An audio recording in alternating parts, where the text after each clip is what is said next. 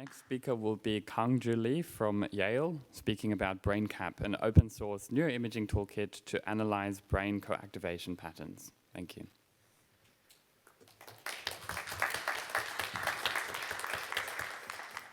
Just trying to check, okay. Thank you everyone for having me here to present our work on BrainCAP software. Okay, I'm trying to, maybe this should work. Okay, I have no disclosure. So the analysis of co-activation pattern in fMRI is quite a useful tool to study the dynamic properties of neural activity. And it's based on clustering fMRI timeframes to identify recurring patterns of this neural activity within it cross subjects and their corresponding temporal characteristics in time. It has been increasingly used in clinical applications, but main difficulties here is quite computationally intensive because it's clustering the high-dimensional neuroimaging data. And the field is lacking a unified open source platform to work together to allow a robust feature selection and benchmarking diverse analytic choices.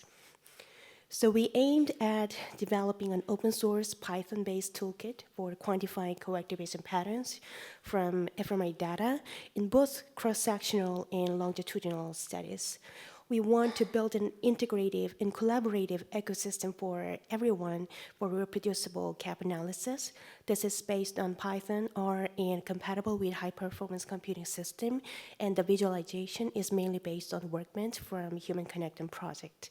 We have internal validation data already using Human Connectome project in my recent work, in our group's recent work, and we are working on the external validation with our collaborators in Vanderbilt.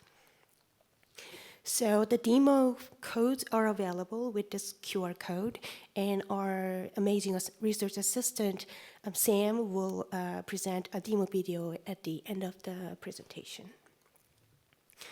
So the workflow is basically based on centralized parameter management in a single YAML file, so it's super easy and very simple, in which you can set the global parameters. And it is integrated with scheduler settings like a Slurm or QSub or local computer settings, and you have an option to run steps sequentially or independently depending on your need. You can define input dataset and file formats, and an output directory and the corresponding logging file for each steps are generated automatically. It's a modular structure, so you can, in addition to global parameters, you can configure stepwise specific parameters depending on what kind of algorithm or what kind of approaches you want to use. Of course, the performance is influenced by the sample size and data complexity, what type of data you're working on, voxels or parcels, and also your computing infrastructure. The version control is done by tagging on GitHub, and Singularity and Aptainer containers are created based on GitHub tagged versions. It's not published officially yet. We're working on it.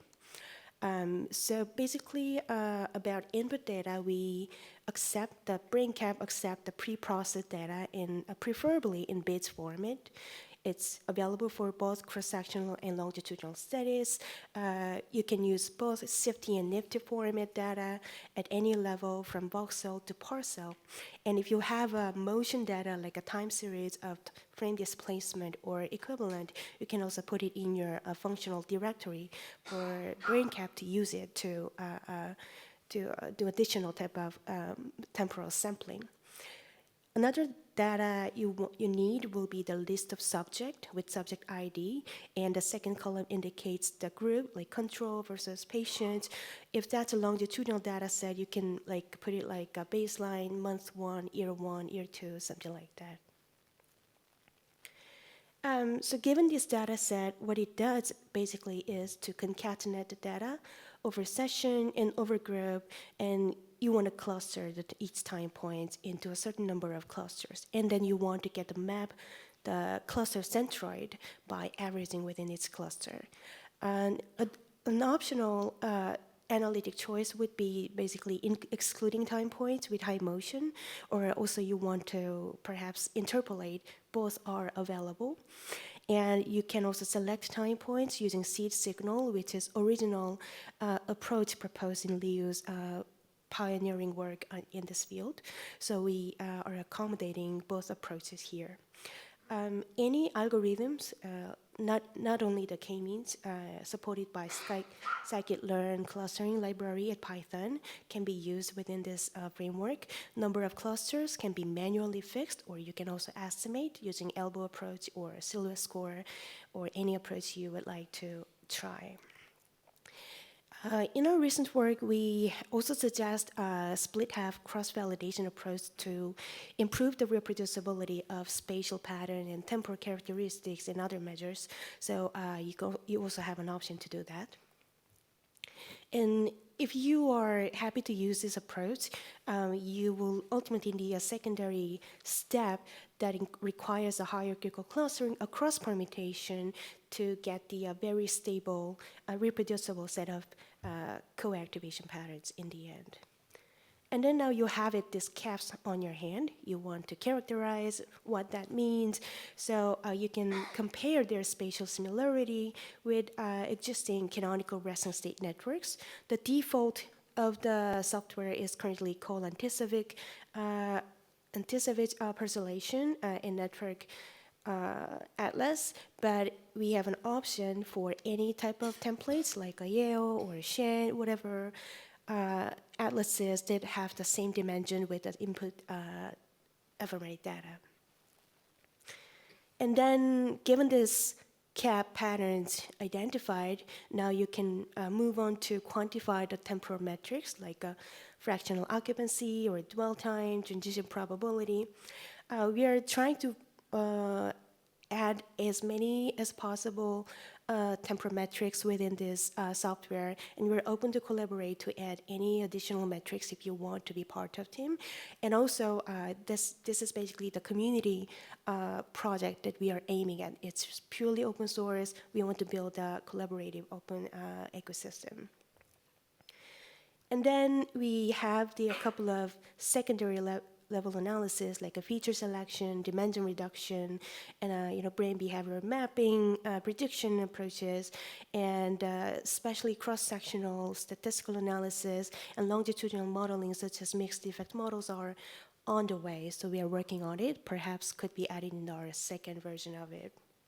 And if you have any idea to collaborate to add another analysis, again, we are really, really open to collaboration. So here, our amazing research assistant, Sam, will be presenting a little bit about how that actually looked like. Okay, I'm trying to remove the ledger. Okay. When using the BrainCAP software, your main entry point is the BrainCAP.py wrapper script. Run through a command line interface, like terminal or PowerShell. It will format and execute your analysis with the necessary scripts.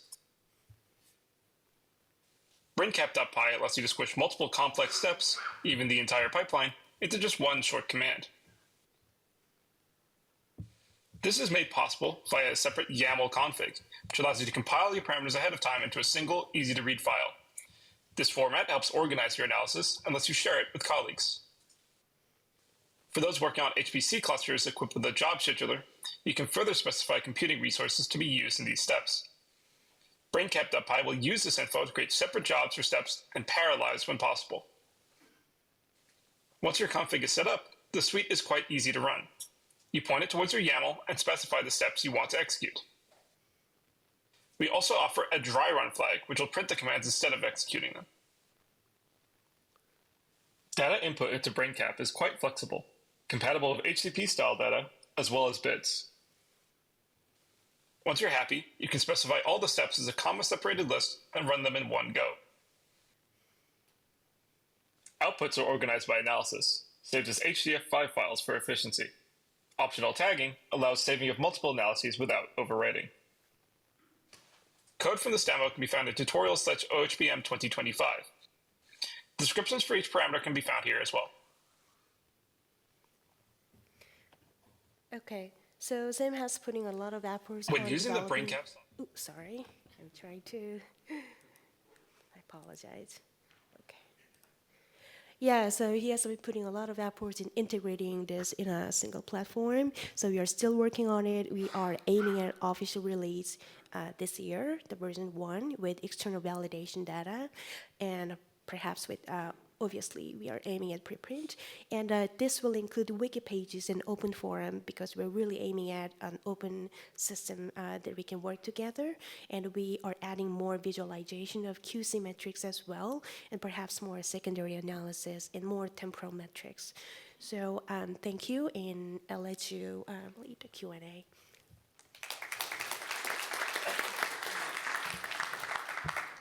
Thank you very much, Kangjoo. There's a question from the app asking you, it's a technical question around the nature of caps and how it differs with hidden Markov models. That's a great question. So co-activation pattern analysis is basically a discrete way of defining brain states per each time point. That means we can define one single brain state for each time point. I'm not an expert in the hidden Markov model, but as far as I understood, it can define multiple overlapping brain state at its time point. So in a practical point of view, if you're interested in more simpler way or more definite way of defining brain states and quantifying associated metric, CAP activation, co-activation pattern would be a more intuitive way of learning about it. And perhaps the other one could be help you to understand more complicated and more integrated version of brain states that is ongoing at the same time in our brain. Okay, thank you very much. And let's thank Kangjoo again for a great talk.